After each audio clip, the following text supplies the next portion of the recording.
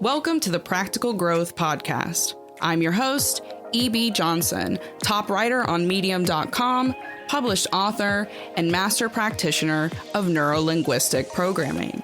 You've landed on the podcast that takes you on a journey into the heart of relationships and self-discovery. This is a must listen for those who are ready to overcome their toxic relationships and their toxic patterns. You can expect real talk, practical guidance, and raw and relatable guests that you'll be talking about for weeks. Let's get into it. And hello again. Welcome to season 2 of the Practical Growth Podcast. I'm so excited to be back with you guys. It's been a short little break, much needed.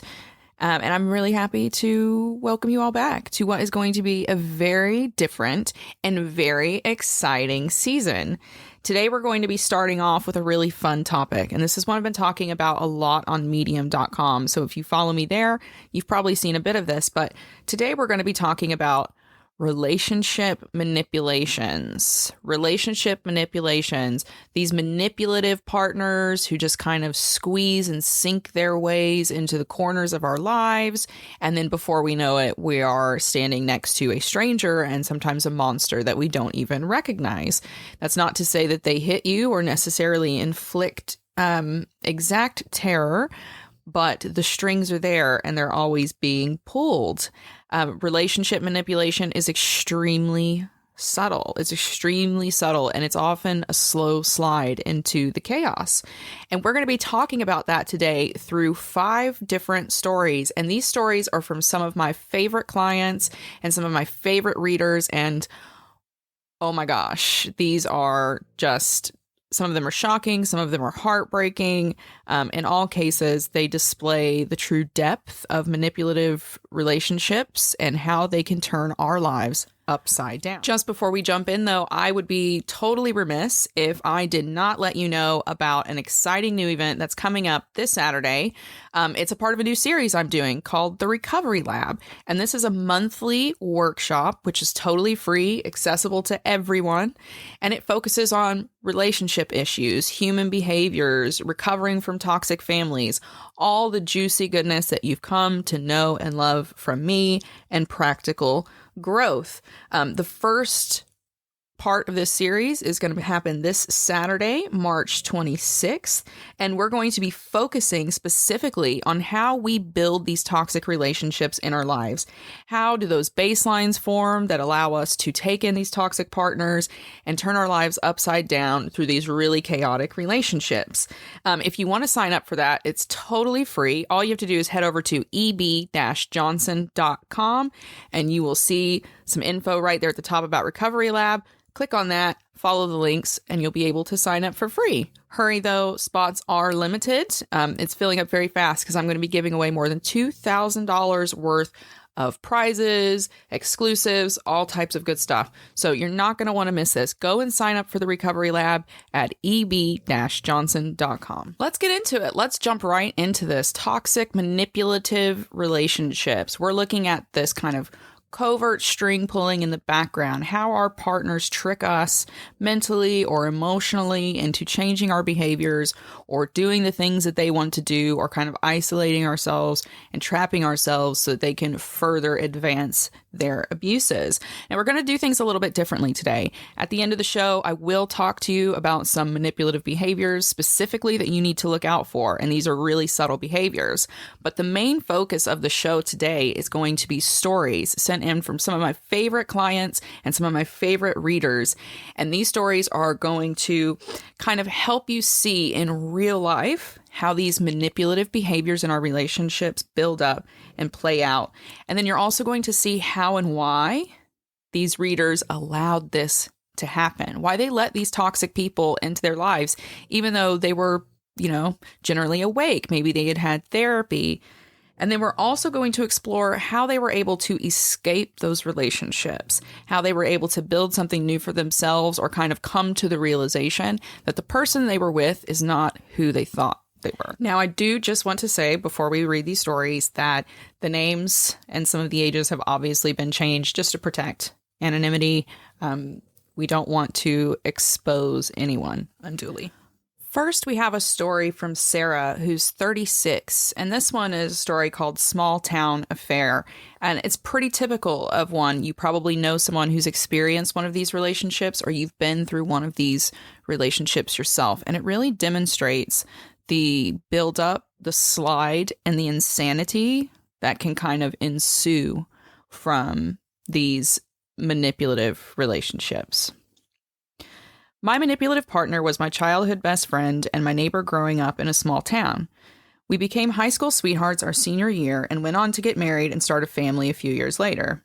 All along, I knew something was off but couldn't quite put my finger on it. That's because my partner never hit me.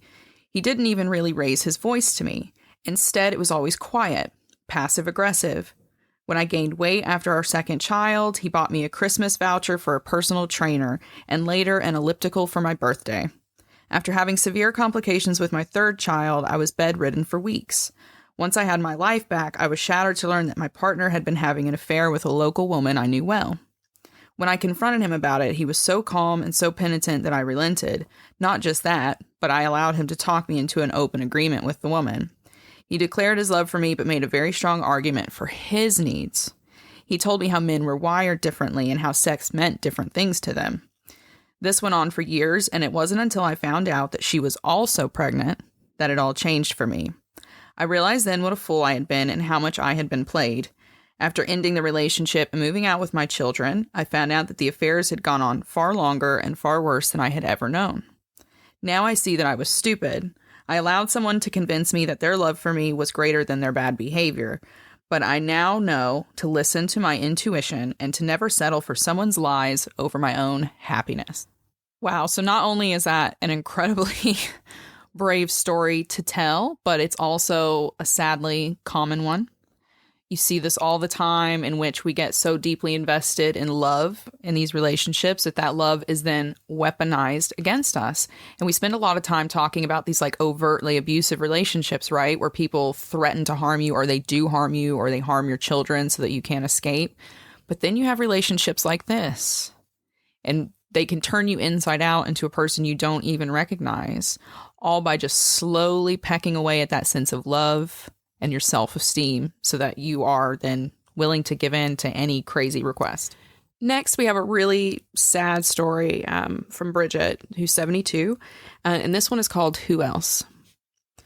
One of the earliest phrases I can remember from my childhood is, "Who do you think will love you like that?" Not only was it a favorite phrase of my mother's, it was one that my ex liked to use against me a lot too. I believed it for a long time. I didn't think I was pretty enough or smart enough or talented enough. So by the time my ex found me a few months after college graduation and an epic breakup, I was ripe for the picking. I was totally down on myself and fell right into his lap. He was pretty manipulative from the start. He gradually isolated me from my friends by convincing me they all hated me or they were all talking badly about me. And he did the same thing with my family by creating a ton of fights that ensured we weren't invited around anymore. Anytime I tried to stand up for myself, I got to go ahead and leave. Who else do you think is going to put up with someone like you? You don't even have your own money, your own friends. Go, you'll end up on the street where you belong. Sadly, I never did get up the courage to leave him. I believed him until the day he died. It wasn't until I got this freedom, and the freedom of my mother's death too, that I was able to start healing and see the patterns. No, the monster under my bed had never hit me, but he had whispered poison in my ear. Poison which seeped right into the wounds that had already been placed in my childhood heart. And that poison had been enough to ruin my life. I had denied myself everything that would give me happiness, but now I have the choice to rebuild for myself, and that's something that I'm very proud of. Sadly, this is the case in a lot of manipulative relationships. You know, you don't recognize it until there is a major break, a major tragedy, and you're on the other side of that relationship and able to see what healthy looks and feels like compared to the manipulative mess you were stuck in. I bet a lot of you are going to relate to this next story, and this, Trisha is fantastic. Trisha, if you're listening, hello. Trisha is one of my clients, and she has made incredible strides with me. She's been working with me now for several months, and this is her story, which is called Total Lockdown. What didn't my partner do to manipulate me? He would call me names, make fun of my weight, anything I liked. You could bet he was going to call it stupid or senseless or a waste of time. If I spent money on hobbies, myself, or something that only benefited me, all hell would break loose. Walking on eggshells is an understatement. I spent every day and night squeezing myself into whatever mold he had set up for me that day. My life felt like a prison, and he was the warden. I had to walk like he wanted me to walk, dress like he wanted me to dress, talk like he wanted me to talk. And he didn't have to hit me to get that. He just had to act like he was disappointed in me, like he was disgusted with me, and I would do anything I could do to get that sense of affection pointed squarely back to me. When I did start to speak up for myself, the manipulation got even more emotional. He would badger me to the point of tears and make me feel like no one would ever love me if I even so much as thought about leaving him. He would threaten my kids, my family, and paint a picture of hell for me that would exist if I decided to change his life. Of course, the whole time, he was living like a hypocrite. Everything was a double standard. He was allowed to talk to me however he wanted. He could do whatever he wanted with whoever he wanted, whenever he wanted. But the same did not apply for me. Even now, 10 years after the nastiest divorce imaginable, he still makes my life a living hell through the kids and does what he can to emotionally control me through them. But I hold strong to the knowledge that this hell is nothing compared to the hell of being fully controlled by him in his home.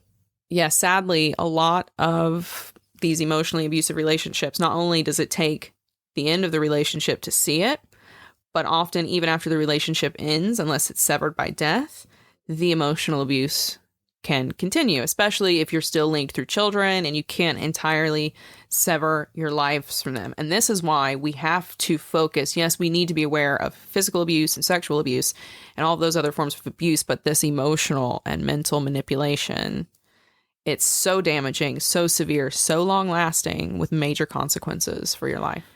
Now, the next story is short and sweet, and it has more of a happy ending than some of the other ones. This one is from Phyllis, and it's called Chase, Chase, Chase. I didn't realize I was being manipulated in my last relationship because I was the one doing all the chasing. My partner was a covert narcissist, and he used victimhood to push me over the edge again and again. Anytime there was a fight or I complained about something he did, he would withdraw completely. Sometimes he would treat me like I didn't even exist. When he did speak to me again, it was always with a focus on his hurt. Sometimes he would even cry. He would turn me into a total villain and have me feeling so bad. I would have to chase him to get him to come back around like a loving partner again. I think eventually we both just got tired of the groveling in the games. I started to resent the crying man behind the bedroom door, and he resented the screaming harpy that kept getting pushed. We broke up after a really embarrassing fight at family Christmas when I refused to chase him out into 3 feet of snow to fight in the street like some bad Lifetime movie. I don't think Phyllis would be alone in experiencing one of these really over-the-top and dramatic relationships, and that is one of the kind of trademarks of these emotionally manipulative relationships, right? Emotional drama, big drama, getting you to chase into the snow or whatever else, starting family fights. That's all a way to get you into that chase mode, right? And that's powerful. That then gives the victim power because wherever they go, you're going to follow them. And when you follow them, you're then going to be more likely to give in or change your behavior or ask them what they want from you. And last but not least, this story comes from one of my few but fair male clients, and we have changed a lot of names here to protect anonymity, but this is a fascinating story, and it's a bit longer than the other ones, but the reason I really wanted to share this story, and I'm so grateful to Andy for allowing me to share this story, the reason I want to share this story is because it highlights female covert narcissism. And if you've been around my podcast, you've been around my TikToks, you've been around my Medium blogs, my pages, my books, then you know that I'm very passionate about speaking up about these covert female narcissists because this is what my mother was. And she was extremely damaging and abusive to her children. And it was so well crafted that I don't know that my siblings even understand still that it happened to them. And to anyone looking on the outside, it's very hard for them to see until they get an intimate breakdown. Female covert narcissists are so hard to spot because they rely on a lot of social subterfuge, but they also really, really lean into a sense of victimhood, which just casts everyone automatically in the role of being guilty, right? So they always have to chase this person and do whatever this person wants to comfort them and make their lives as comfortable as possible. So Andy, thank you for letting me share this story. And to everyone listening, pay close attention because you absolutely know someone who's been in a relationship like this. I met my now ex-partner on the set of a film we were both working on. A lot of the scenes were being filmed in a really remote part of the country, and that meant that we were stranded in the middle of nowhere for months. It was beautiful there, but isolated, with big, picturesque mountains and lots of snow. When we weren't busy on set, most of the crew spent our time off in the only bar, pounding beers and giving ourselves play-by-plays of the day. If we couldn't get in there, then we were packed into each other's trailers, or chain smoking on the side of the ramshackle buildings that had been transformed to house a lot of the production team. I tell you all this to set the scene of how my partner and I met, and how I probably missed the signs of the manipulation that was soon to become my life. We worked in different departments, but constantly crossed paths. After a few weeks, we were noticing each other more and more, and by the second month of filming, we were romantically involved. Everyone noticed immediately. They told us that we had a spark, and I admit that I thought we did too. She was everything I had been looking for. She was smart and strong. She had great taste in music and seemed different than a lot of the other crew you find lurking around on the set of big productions. She was refreshing, and I think I refreshed her too. But there's no denying the obvious spell that was cast on us. Looking back now, the isolation we were in, I realized it was a Stockholm syndrome of sorts. After production wrapped, we kept things going. We got back to LA and dated seriously. Within a few months, we were living together. It all happened so fast that I didn't even see the obvious slips that were happening. The changes that took place every time I got a little closer to what she actually wanted from me. When our daughter was born a year later, the bottom fell out of our relationship entirely. The woman I loved disappeared. In her place was a different person, determined to form everyone around her into the shape of a life she most envisioned for herself. My relationship with the outside world became severed. We became chained to the house and our relationship in a way that was diabolical and unhealthy. Everything was a confrontation. I couldn't work, I couldn't leave the house to shop, I couldn't do anything without epic explosions of emotion. Eventually, the relationship came to a boiling point, and we called things off shortly after my daughter's second birthday. Breaking it all down after with my friends, my therapists, it became so clear that it broke my heart. My partner was a covert narcissist. All along, I'd been playing little more than a role in her life, helping to ensure that she got everything she wanted and projected the image that she needed to complete the delusion she lived in. Both my daughter and myself were pawns, accessories, no different than a Birkin bag or a new Mercedes. We helped her paint a pretty picture, and if we deviated from that picture, there was always hell to pay. I see now that the charming girl in the hills was mirroring, playing a dangerous game and pretending to be the woman she knew I had dreamed of all my life. But that's not who she was. And what's worse, she never knew who I was. We were two strangers in passing, and everyone ended up the worse for it. This is such a sad story, and it's such a complicated story, and there are so many nuances to this. But you can see this again and again and again, and this is very much something that happened with my own mother. When it comes to a narcissist, they will eagerly force relationships. They will mirror whatever they think you want. They will idealize themselves and you extremely fast.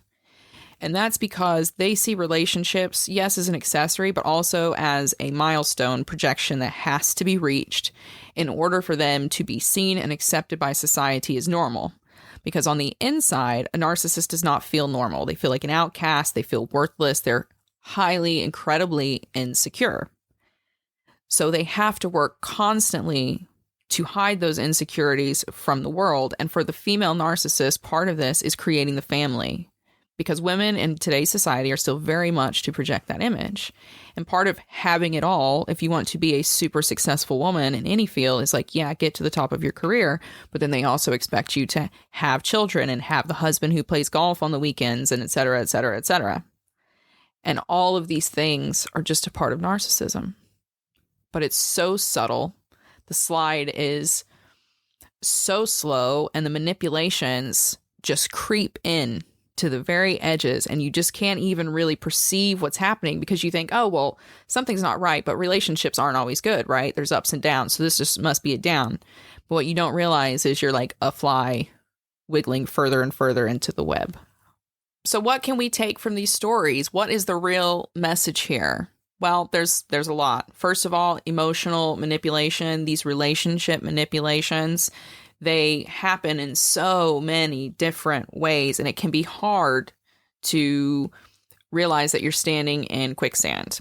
But there are 6 kinds of early behaviors, early warning signs that you can look out for. So before we head out from this opening episode, which I hope you've loved, I want to break down 6 really subtle relationship manipulations that you've probably not been paying attention to, but you need to wake up, because if you spot these in your partnership, then you need to take a step back and reassess, because there may be some serious manipulation going on. First, look out for emotional integrity.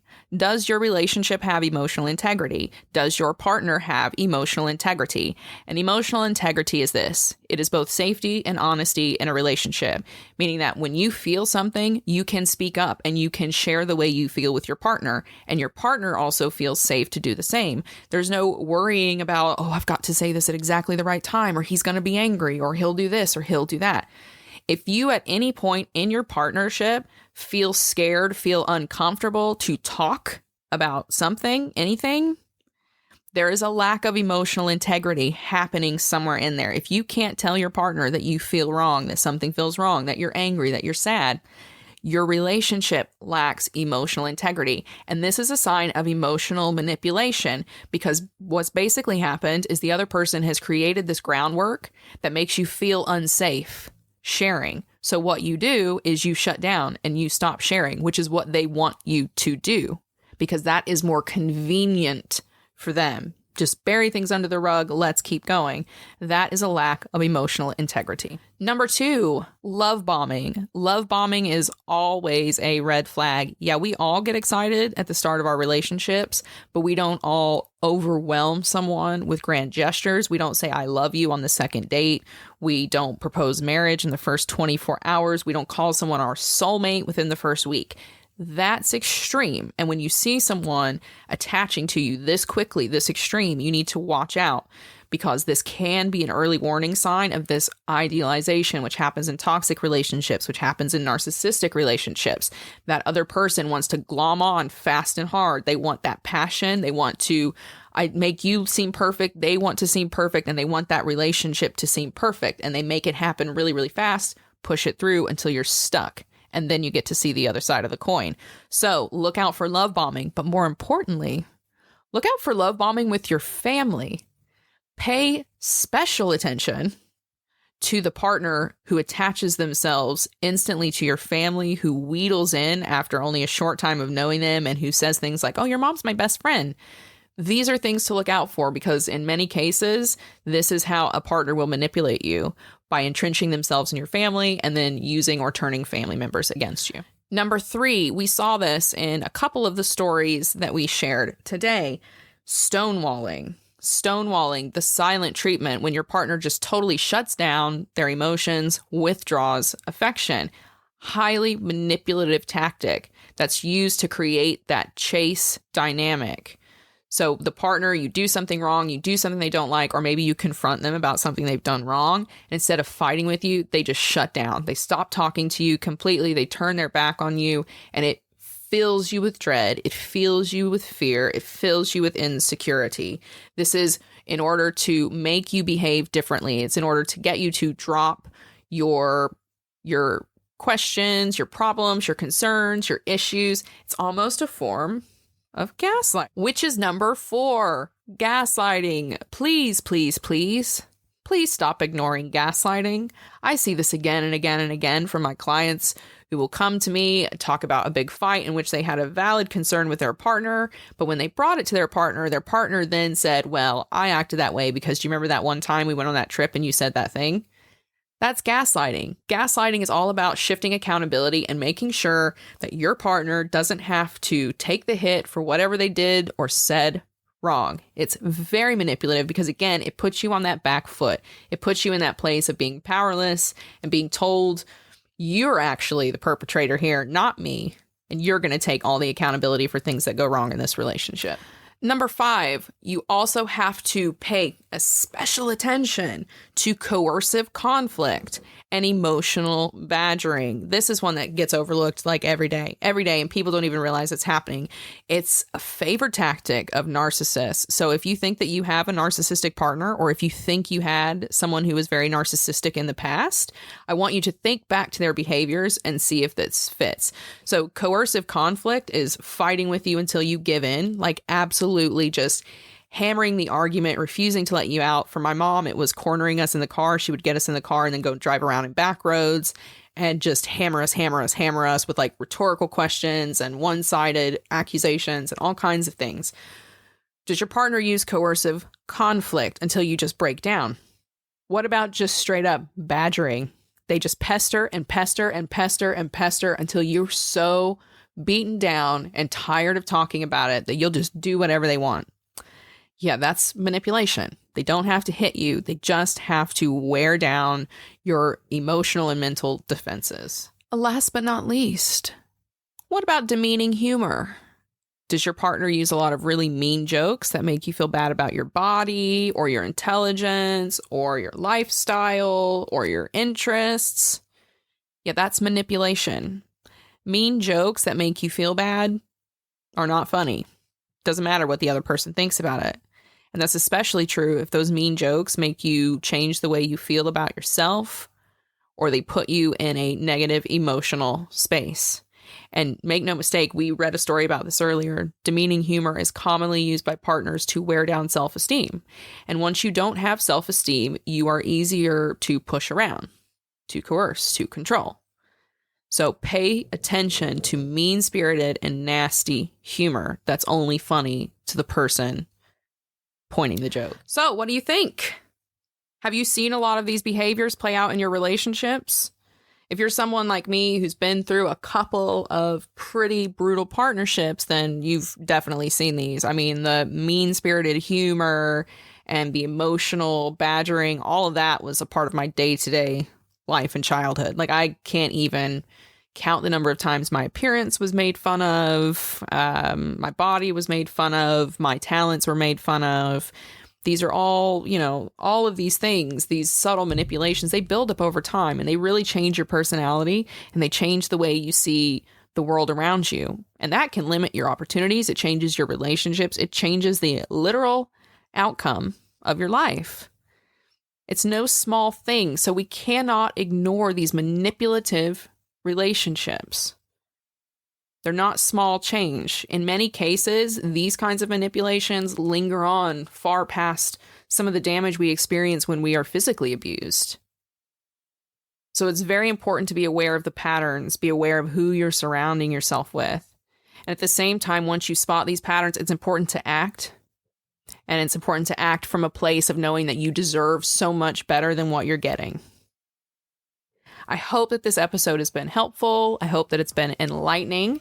If you have enjoyed this snazzy new first episode of season 2, then you better subscribe to this podcast. Follow me on Medium. Follow me on TikTok, because we have so much juicy goodness coming this season, including some guests that I am so excited to share with you. You are not going to believe who you're going to be talking to on the podcast this season. So make sure you hit follow. If you enjoyed this episode, then why not think about leaving a quick 5-star review on Apple Podcasts? Yes, if you leave a 5-star review, I'll send you a free ebook.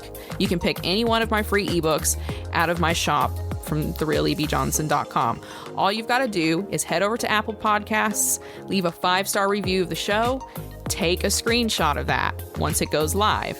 Then just email that to me, or you can send it to me on Instagram, and I will send you a free ebook.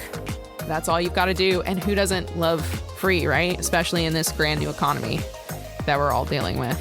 As usual, if you're interested in working with me, or you want to find out more about me or my books or my articles, then all you have to do is head over to therealebjohnson.com. You can apply for one of my 8-week coaching programs, or you can even sign up for one of my 4-week email programs. It's all up to you. And it's all about making sure that you have the tools that you need to build a better life for yourself, because we are done with this gatekeeping. It's all about you in this moment and getting your life together. Thank you so much for being here with me today. I hope you've gotten some goodness that you can take away with you. Until next time, keep moving forward. I'll see you next Tuesday. Bye-bye.